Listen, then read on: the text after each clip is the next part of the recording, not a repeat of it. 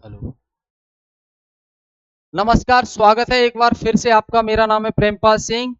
हम डिस्कस कर रहे हैं नई एनसीईआरटी 2026-27 वाली 8th क्लास की सोशल साइंस की। इसमें हम बात कर रहे हैं चैप्टर फैक्टर्स ऑफ प्रोडक्शन की। 2 क्लास हो चुकी हैं इसकी कंटेंट की, आज 3rd क्लास है और आज हमारी कोशिश रहेगी इसको हम खत्म कर लें। ठीक है, पहला क्या डिस्कस करेंगे हम? Responsibilities towards factors of production. Factors of production के लिए जो उत्पादन के कारक हैं उनके लिए हमारी रिस्पॉन्सिबिलिटीज क्या हैं? तो व्हेन वी प्रोड्यूस गुड्स, जब हम कोई सामान का उत्पादन करते हैं, वी यूज नेचुरल रिसोर्सेज, हम प्राकृतिक संसाधनों का इस्तेमाल करते हैं, जैसे कि लैंड, वाटर एंड मिनरल्स करते हैं। However, these resources are limited and can be harmed if we are not careful. अब ये जो प्राकृतिक संसाधनों का हम इस्तेमाल करते हैं फैक्ट्री में, पानी का, भूमि का, मिनरल्स का, तो ये बहुत ही लिमिटेड मात्रा में अवेलेबल है। अनलिमिटेड नहीं है, लिमिटेड है। एक टाइम के बाद खत्म हो जाएंगे, तो लिमिटेड है। अब ये हमारे लिए, अगर हम केयरफुल तरीके से इनका इस्तेमाल नहीं करेंगे तो ये हार्मफुल भी हो सकते हैं। फॉर एग्जाम्पल, तमिलनाडु में many people earn money by working in leather factory. Tamil Nadu में क्या है, बहुत सारे लोग हैं जो पैसा कमाते हैं। कैसे? लेदर फैक्ट्री में काम करके। This helps the local economy, इसकी वजह से वहां की लोकल इकोनॉमी अच्छी चलती है। बट द वेस्ट, जो कचरा है from these factories can pollute reverse and soil.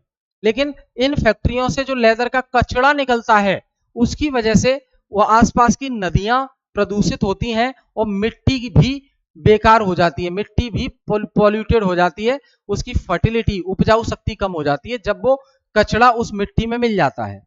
In the same way, when old smartphones are not recycled properly, पुराना जो फोन है उसको दोबारा से रिसाइकिल नहीं किया जाएगा तो हार्मफुल सब्सटेंसेस जो होते हैं उसमें, जैसे कि लेड, सीसा एंड मरकरी, ये लीक हो जाए तो ग्राउंड में और ग्राउंड वाटर में जा सकते हैं। ये पॉल्यूशन बहुत खतरनाक हो सकता है हम लोगों के लिए भी, जानवरों के लिए भी, पौधों के लिए भी। That is why it is important for producers to use natural resources responsibly. इसलिए जो उत्पादन करता है उनके लिए जरूरी है कि इसे केयरफुली इस्तेमाल करें, जिससे इससे कोई नुकसान ना पहुंचे। ठीक है, for future generation to meet their, they should try to reduce waste, यानी कि जो खराब हो जाता है वेस्ट, बर्बाद ज्यादा ना हो, पॉल्यूशन को अवॉइड करें, इन्वायरमेंट को प्रोटेक्ट करें जब आप ये प्रोडक्ट बना रहे हैं। ना ऐसा ना हो कि आपके प्रॉफिट कमाने के चक्कर में इन्वायरमेंट का हाल खराब हो रखा है। So it is important for producer to adopt sustainable practices to replenish natural resources for future use. तो इसलिए जो प्रोड्यूसर हैं वो परवाह करते हुए इनका केयरफुली इस्तेमाल करें, जिससे फ्यूचर के लिए हमारे पास बच के रह पाए ये, नहीं तो नष्ट हो जाएंगे सब, फिर हम फ्यूचर में क्या इस्तेमाल करेंगे। अब recycling industrial waste water before releasing it into water bodies. अब ये वाटर रिसाइकिल वाला फेस है, नदी में पानी छोड़ने से पहले रिसाइकिल हो रहा है। समझ गए? क्लियर है? Use of recycled products as input, ये भी रिसाइकिल्ड हो रहे हैं।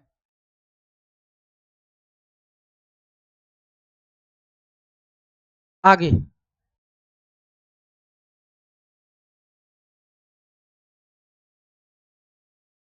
apart from land and natural resources, businesses have responsibility toward their workers and employees. जो बिजनेसेस हैं उनकी रिस्पॉन्सिबिलिटी ये भी बनती है अपने वर्कर के लिए, एम्प्लॉय के लिए, विच आर समराइज्ड बिलो। अब यहां देखो, जो फैक्ट्री में काम कर रहे हैं लोग, फेयर कंपेंसेशन मिलना चाहिए उनको, वर्किंग कंडीशन अच्छी मिलनी चाहिए जिससे वो मन लगा के काम कर सकें। स्किल डेवलपमेंट और ट्रेनिंग उनको टाइम टू टाइम मिलती रहनी चाहिए जिससे प्रोडक्टिव रहे वो, है ना। Work place rights and protection, काम करने की जगह पर जो उनके अधिकार है वो अधिकार उनको मिले, उनके अधिकारों का कोई हनन ना हो, उनको सुरक्षा दी जाए, है ना, laws and regulations for workers rights relating to fair treatment, preventing discrimination, providing benefits like health care, paid leave should be adhered. तो फंडामेंटल राइट भी है ये, है ना, वर्किंग कंडीशन अच्छी होनी चाहिए। इसके अलावा इसके अलावा बिजनेसेस इसके अलावा बिजनेसेस की एक और भी रिस्पॉन्सिबिलिटी बनती है सोसाइटी के प्रति। बिजनेसेस की एक और रिस्पॉन्सिबिलिटी बनती है सोसाइटीज के प्रति। सोसाइटी से हम इतना कुछ ले रहे हैं, पर्यावरण से हम इतना कुछ ले रहे हैं, तो बिजनेस की एक और रिस्पॉन्सिबिलिटी बनती है that businesses are motivated to address social and environmental concern in their operations to benefit society and biodiversity through corporate social responsibilities। CSR एक इनिशिएटिव होता है जिसके तहत कोई भी कंपनी सामाजिक कार्यों के लिए मुफ्त में काम करती है ना, स्कूल बनवाती है, हॉस्पिटल बनवाती है, पार्क बनवाती है। तो this includes reducing polluting activities, addressing the wellbeing of local communities, treating employees customer with respect and so on. ठीक है, याद रखेंगे आप। अब India was the first nation in the world, Bharat पूरे विश्व में पहला देश है जिसने कॉर्पोरेट सोशल रिस्पॉन्सिबिलिटी को कानून बना दिया है 2014 में, और सभी कंपनीज के लिए कंपलसरी कर दिया है कि वो अपने प्रॉफिट का 2% हिस्सा समाज के कार्य के लिए, समाज में लोगों के वेलफेयर के लिए, सामाजिक कार्यों के लिए खर्च करेंगे।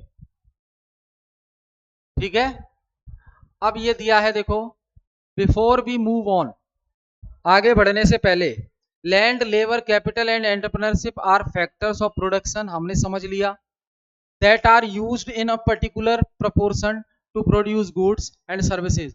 These factors complement each other and are interconnected, ये सभी एक दूसरे से जुड़े रहते हैं। दूसरा क्या कह रहा है, human capital is the knowledge, skill, experience and ability of individual that contribute to their ability to perform work and create economic value. It is influenced by education, it is influenced by education, training, health। अब किसी भी human being को human capital बनाया जा सकता है अगर उसको एजुकेशन बहुत अच्छी दी जाए, ट्रेनिंग उसको अच्छी दी जाए, हेल्थ उसकी अच्छी रहे, टेक्नोलॉजी का यूज करे, है ना, तो प्रोडक्टिव बन जाएगा। The resources help in the production of goods and services, ये जो संसाधन है वो हमारी मदद करते हैं कोई भी सामान या सेवा बनाने में। That serve society, जो समाज की हेल्प करती है, need to be preserved and utilized judicially, तो इसे हमें सुरक्षित रखने की आवश्यकता है।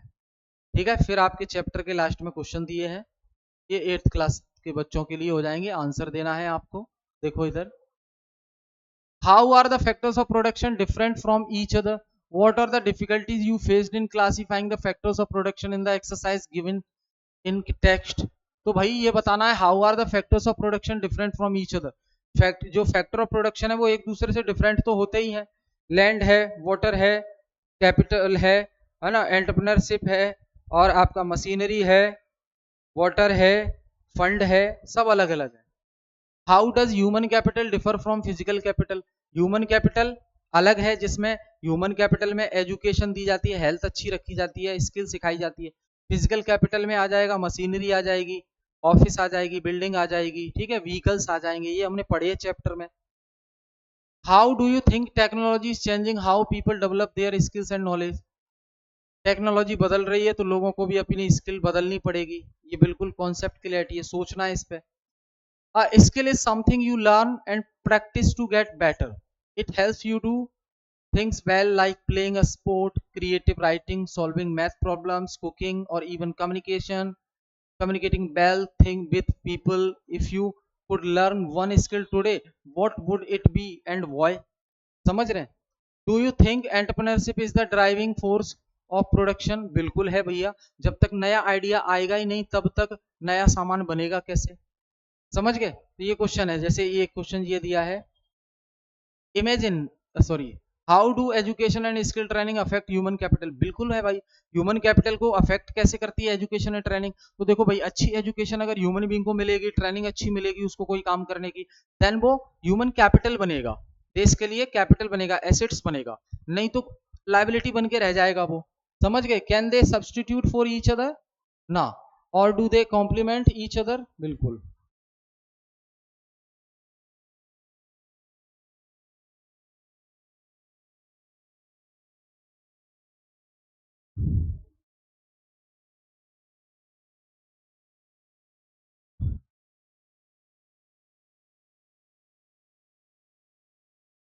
व्हाट गवर्नमेंट लॉज और rules should be change to improve the ease of doing business.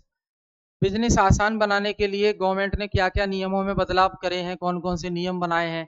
तो भैया ईज ऑफ डूइंग बिजनेस के लिए सिंगल विंडो प्लेटफॉर्म है सरकार का, मुद्रा लोन योजना है, लोन देने का काम करती है ना, स्टार्टअप्स को प्रमोट करने का काम करती है, इनोवेटिव आइडियाज के लिए प्लेटफॉर्म बने हुए हैं। तो सरकार ने बहुत सारे प्रयास करे हैं इसके लिए और इनोवेटिव आइडियाज दिए हैं। ठीक है, तो ये हमारा फैक्टर्स ऑफ प्रोडक्शन चैप्टर है, समाप्त हुआ। इससे रिलेटेड कोई भी डाउट है आपके? फिर सबसे पहले ये लास्ट में जो क्वेश्चन दिए हैं इन पे आपको क्रिटिकल थिंकिंग करनी है, रटना नहीं है। फिर अगर किसी क्वेश्चन से रिलेटेड कोई आपका स्पेसिफिक डाउट है, आप कमेंट करके हमें बताइए, हम उसका पूरा परफॉर्मा आपको बताएंगे और कौन कौन से पॉइंट्स इंक्लूड किए जा सकते हैं वो हम बताएंगे। ठीक है, फिर मिलेंगे हम नेक्स्ट क्लास में, तब तक के लिए बहुत बहुत धन्यवाद।